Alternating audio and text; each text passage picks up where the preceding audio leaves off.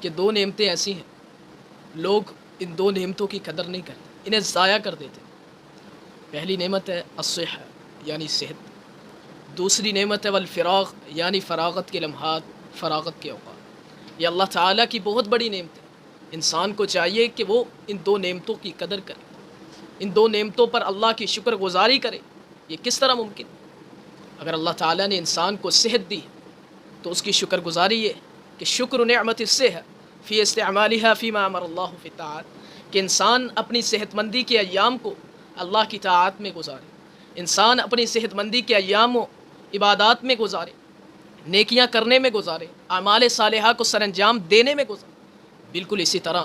اللہ تعالیٰ کی جو دوسری بڑی نعمت ہے وہ ہے فراغت کے لمحات، فراغت کے اوقات۔ یہ بھی اللہ کی بہت بڑی نعمت ہے، اور اس کی شکر گزاری یہ ہے کہ انسان اپنی فراغت کے لمحات کو، اپنی فراغت کے اوقات کو نفل و نوافل پڑھنے میں، ذکر و اذکار کرنے میں، اور اسی طرح دوسری نیکیاں سر انجام دینے میں گزارے۔ شیخ صالح وہ فرماتے ہیں کہ اللہ تعالیٰ ہر انسان کو صحت دیتا،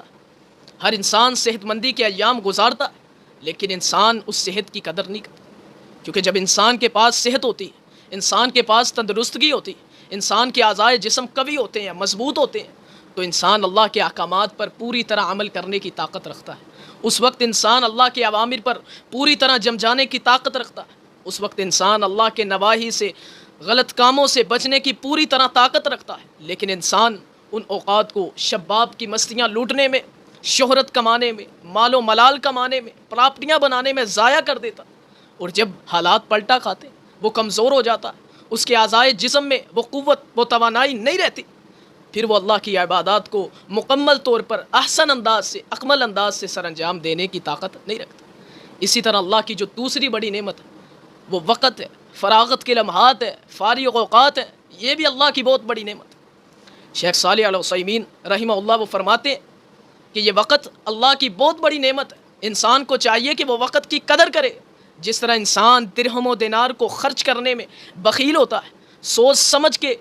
100 مرتبہ سوچتا ہے وہ درہم و دینار کو خرچ کرنے سے پہلے، اپنے مال کو خرچ کرنے سے پہلے وہ کئی بار سوچتا ہے، بالکل اسی طرح انسان کو چاہیے کہ وہ اپنے وقت کو صرف کرنے میں، فراغت کے لمحات کو گزارنے میں بھی 100 بار سوچے کہ کیا میں اپنے فراغت کے لمحات کو ضائع تو نہیں کروں۔ اسی طرح علامہ ابن قیم رحمہ اللہ وہ فرماتے ہیں کہ اضاعۃ الوقت اشد من الموت، کہ وقت کو ضائع کر دینا یہ موت سے بھی زیادہ سخت ہے، کیونکہ جب انسان کو موت آتی ہے، انسان کی روح کو قبض کر لیا جاتا ہے، تو اس وقت انسان کا ناطہ،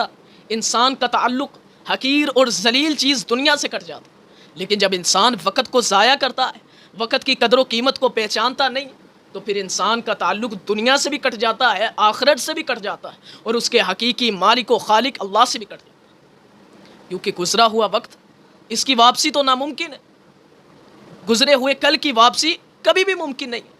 اسی لیے امام حسن بصری رحمہ اللہ وہ فرماتے ہیں کہ یبن آدم انما انت ایام مجموع کلما مضى یوم مضى بعض، کہ اے ابن آدم، اے آدم کے بیٹے،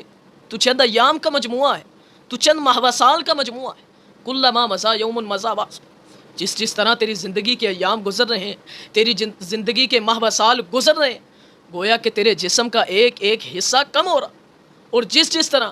تیری زندگی کے ایام ماہ سال گزر جائیں گے، گویا کہ تیرا جسم بھی ختم ہو جائے۔ لہٰذا عقل مند، دانش مند، عقل و شعور رکھنے والا، فلاح و کامیابی پانے والا شخص وہی ہے جو ان دو نعمتوں کی قدر کرتا ہے، صحت کی بھی قدر کرتا ہے، بالکل اسی طرح اپنے فراغت کے لمحات کی بھی قدر کرتا ہے۔ وہ وقت کو یوں ضائع نہیں کرتا، وہ اپنی صحت مندی کے ایام کو یوں ضائع نہیں کرتا، بلکہ اپنی صحت مندی کے ایام میں اللہ کی مکمل احسن انداز سے عبادت کرتا ہے، اور بالکل اسی طرح جب اسے فراغت کے لمحات میسر آتے ہیں تو پھر وہ ان فراغت کے لمحات کو نیکیاں کرنے میں گزارتا ہے۔